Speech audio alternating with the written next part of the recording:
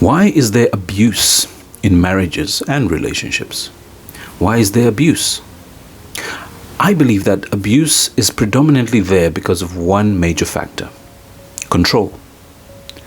You want to control someone. You want to control your wife. You want to control your husband. So when you don't get your way, you bring in the abuse. The abuse comes in so many different ways. There can be actual physical abuse. There can be financial abuse. There can be emotional abuse. There can be sexual abuse. There can be psychological abuse, where you are playing games with somebody's mind. And all abuse is bad. All abuse is terrible. And the buzzword here is compromise.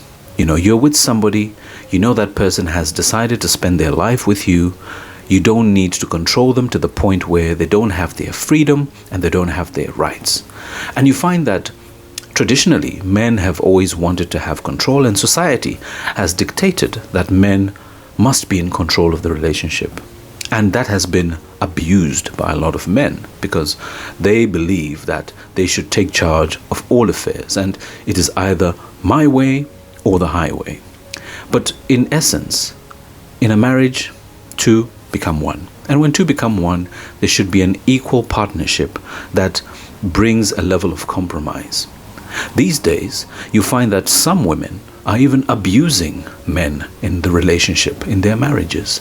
Because when there's a certain level of power, whether the person feels you have emotional power over the person, or whether you feel that you have financial power over the spouse or over the other party in the relationship, or they just feel that psychologically they're smarter than the other person, then there is an abuse of that power. And there is an abuse that comes into the marriage or into the relationship.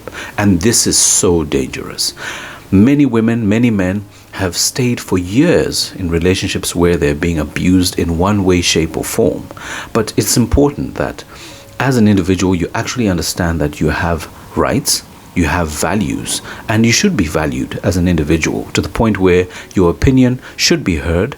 There should be discussions about things that are going on within your relationship or marriage, and you should find yourself in a position where you can be able to have an equal footing in a relationship so that not the full control lies with one person.